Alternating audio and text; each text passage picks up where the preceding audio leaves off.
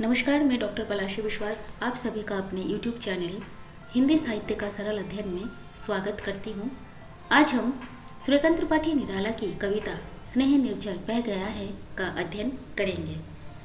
यह कविता कलकत्ता विश्वविद्यालय के BA हिंदी ऑनर्स के द्वितीय सेमेस्टर के पाठ्यक्रम में भी शामिल है। यह कविता सन 1943 में प्रकाशित हुई थी और यह निराला जी के काव्य संग्रह अणिमा में संकलित है। तो आइए शुरू करते हैं प्रस्तुत कविता का अध्ययन। जब मनुष्य का उम्र ढल जाता है तब उसे बुरे दौर से गुजरना पड़ता है और वह उपेक्षा का शिकार होता है। वृद्धावस्था में मनुष्य के जीवन से समस्त कोमलता के भाव नष्ट होने लगता है, जिस कारण उसका जीवन रेत के समान नीरस हो जाता है। मनुष्य जीवन के इसी सच्चाई को या यूं कहे इसी विडंबना को सूर्यकांत त्रिपाठी निराला ने अपनी कविता स्नेह निर्झर बह गया है में अभिव्यक्त किए हैं। कवि कहते हैं, स्नेह निर्झर बह गया है, रेत जीव तन रह गया है।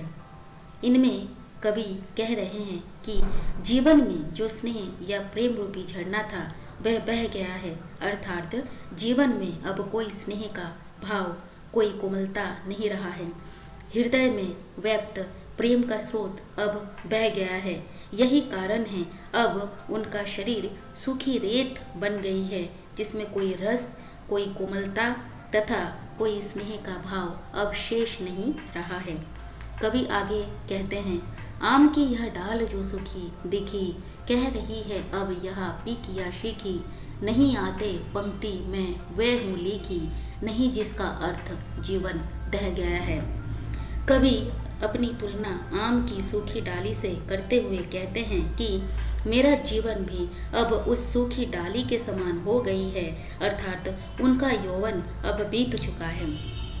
आम की डाली मानो कह रही है, अब कोई पिक यानी कोयल और कोई शिखी यानी मोर इस डाली पर बैठने को नहीं आते हैं और न ही उसकी परवाह करते हैं।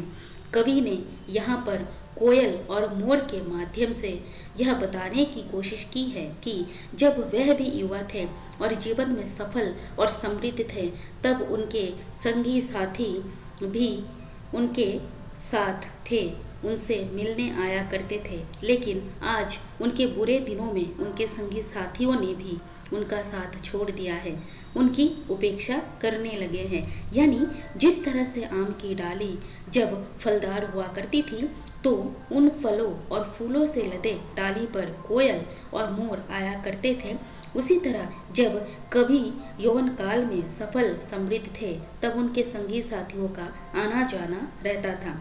लेकिन वृद्धावस्था में जब कवि का जीवन सूखी डाली के समान हो गया है तो कोयल और मोर की तरह उनके संगी साथियों ने भी उनसे दूरी बना ली है, यानी उनकी उपेक्षा करने लगे हैं।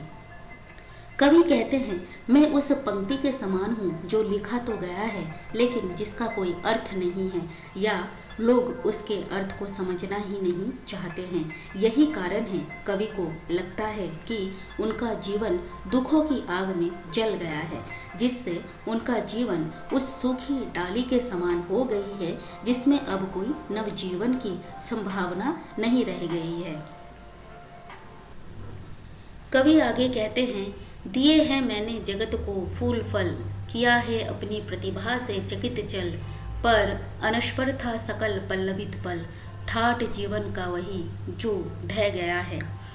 कवि इन पंक्तियों में कहते हैं कि जिस तरह से आम की डाली ने अपने फलने फूलने के समय में संसार को हरियाली, फल, फूल, पत्ते तथा छाया प्रदान किए हैं, उसी तरह कवि ने भी अपने यौवन काल में अपनी बहुमूल्य रचनाएं संसार को प्रदान की है और अपनी प्रतिभा से इस संसार को प्रभावित करके उनमें हलचल भी मचाई है।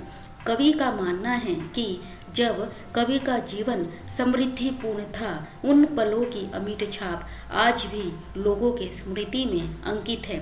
लेकिन आज कवि का वह ठाठपूर्ण जीवन नहीं रहा, बल्कि ढह गया है। कवि आगे कहते हैं, अब नहीं आती पुलीन पर प्रियतमा, श्याम तृण पर बैठने को निरुपमा। बह रही है हृदय पर केवल अमा, मैं अलक्षित हूँ, यही कवि कह गया है। प्रस्तुत पंक्ति में कवि ने प्रतीकात्मक रूप से अपने अर्थ व्यक्त किए हैं। कवि कहते हैं कि अब इस वृद्धावस्था में कोई भी प्रियतमा नदी के तट पर मुझसे मिलने नहीं आया करती है, यानी अब उनके मन में कोई नया विचार या भाव नहीं आते हैं, क्योंकि शारीरिक और मानसिक रूप से वह कमजोर हो चुके हैं। कवि कहते हैं, यौवन के दिनों में हरी घास पर बैठकर उनकी प्रियतमा उनके लिए प्रतीक्षा किया करती थी, लेकिन अब कोई प्रियतमा हरी घास पर बैठकर उनकी प्रतीक्षा नहीं करती है। यहाँ प्रतीकात्मक रूप से कवि का कहना है कि अब कोई कविता रूपी प्रेमिका जो उनके यौवन के दिनों में उनके मन मस्तिष्क पर आया करती थी, वह अब उनके मन मस्तिष्क पर नहीं आया करती है, यानी कोई नया भाव, कोई नया विचार उनके हृदय पर नहीं आते हैं। कवि को लगता है कि अब उनके हृदय पर अमावस्या का घनघोर अंधेरा छाया रहता है और इस अंधेरे में कोई नदी की धारा जैसे उनके मन मस्तिष्क से समस्त भावों, कोमलताओं, विचारों को बहाकर ले जा रहा हो। कवि अंत में कहते हैं कि अब उनका जीवन उपेक्षामय बन गया है, कोई भी उनकी परवाह नहीं करता है, जिससे कवि का जीवन निराशापूर्ण बन गया है। प्रस्तुत कविता की कुछ विशेषताएं देखें तो पाएंगे कवि ने अपनी व्यथा को प्रकट किया है, जो कि संगी साथियों के उपेक्षा के कारण उत्पन्न हुआ है। मनुष्य के स्वार्थ वृत्ति का चित्रण हुआ है, जो सफलता के समय साथ देते हैं और बुरे समय में उपेक्षा करते हैं। कवि ने अपनी तुलना आम की सूखी डाली और लिखी हुई अर्थहीन पंक्ति से की है। पुलीन पर प्रियतमा में अनुप्रास अलंकार है, तत्सम शब्दावली का प्रयोग हुआ है। धन्यवाद।